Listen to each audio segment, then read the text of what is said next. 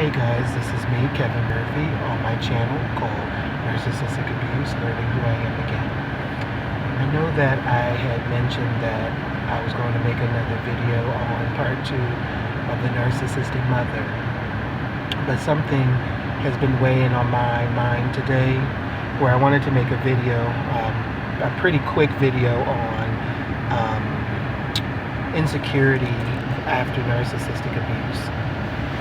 I really feel that this is a good one, especially if you are just finding yourself learning more about NPD and you found yourself just recently coming out of a breakup with a narcissist or coming out of a relationship or friendship, or you're going no contact or something or whatever.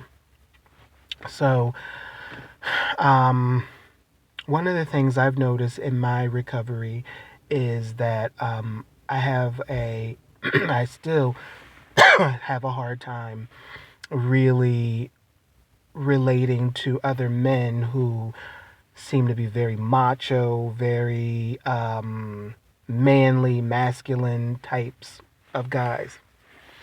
And I think that a lot of that has to do with the fact that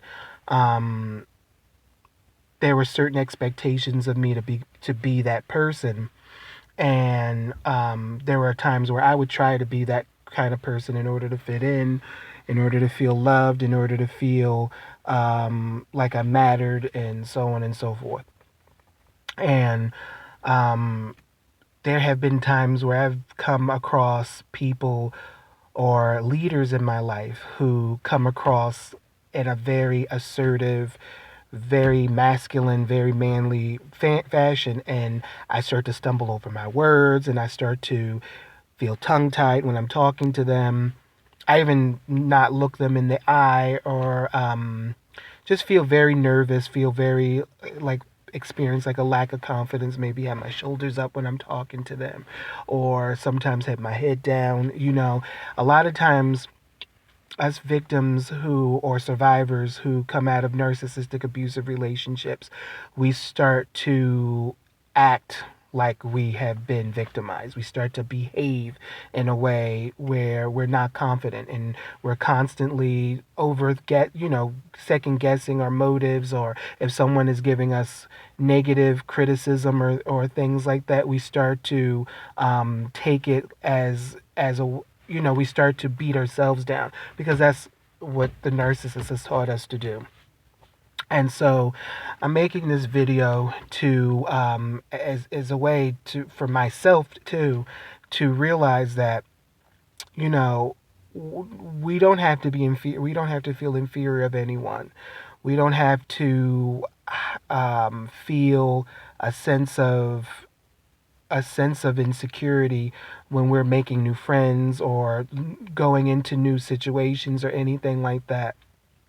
And it seems as if the very thing that we are afraid of, or the very thing that we don't want to happen, usually happens because we're so afraid of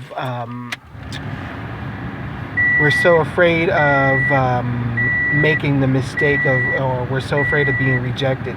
It's just like I talked about in one of my other videos about when I was in high school and I wanted to be friends with a particular gentleman, and he didn't want to be friends with me. And at that time, I felt incredibly inferior of him because of the way I felt about myself. He's no better than me, and he's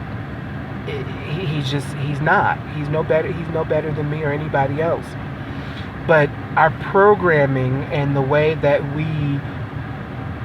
we see ourselves or view ourselves, we feel that this person or these people that we want to be like are better than us. So we go into the relationship or go into the fold thinking that they're better than us, and we start saying things or behaving in ways that are very inappropriate. And it's not because we're awful people. It's not because we have,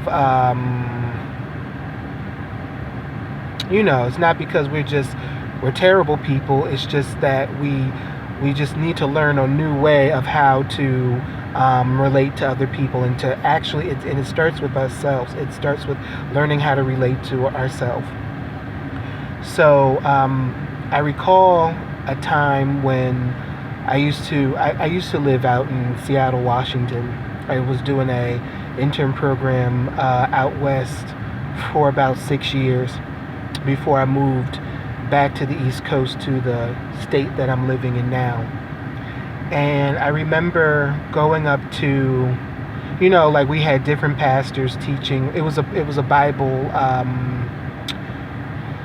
It was a Bible college intern program, and I did the intern program for 2 years.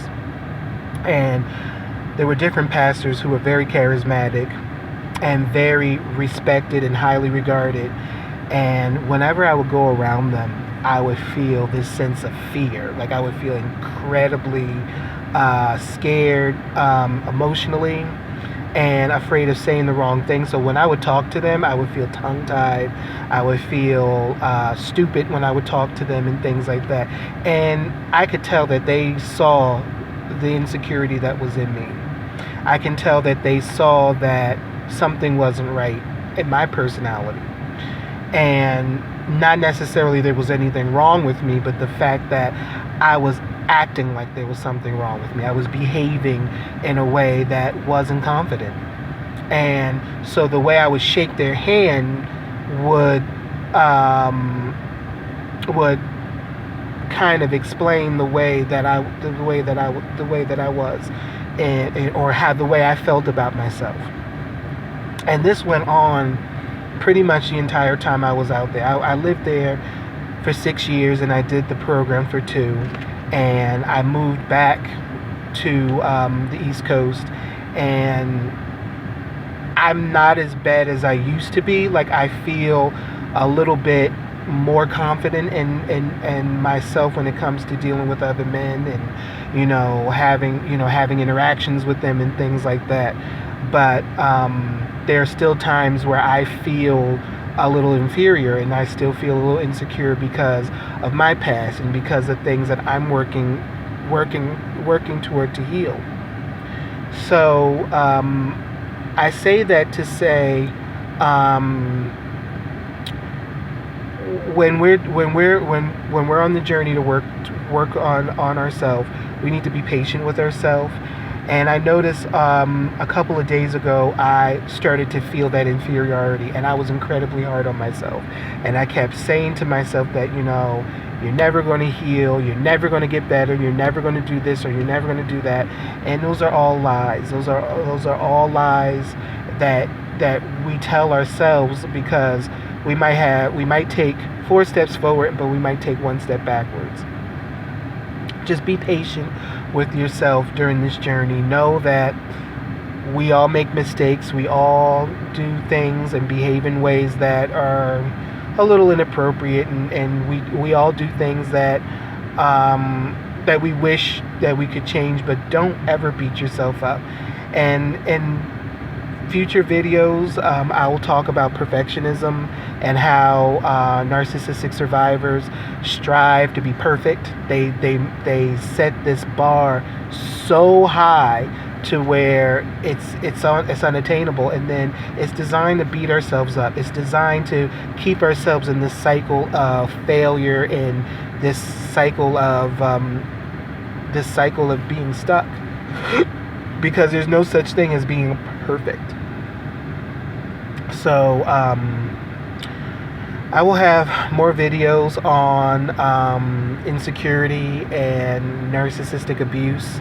That was just a quick example and a quick video on how inferiority and insecurity plays in a part of our journey. I will also talk more about my high school experiences with insecurity and lack of confidence in association to narcissistic abuse. But I want to finish the series on the narcissistic momster, and I promise that narcissistic momster part 2 will be my next video. I don't know if I'm going to have another video out again today. Depends on how I feel. Depends on what I got going on later on this evening. But the day is still young. I hope all of you are going to have a wonderful afternoon, and I look forward to seeing you soon. Bye.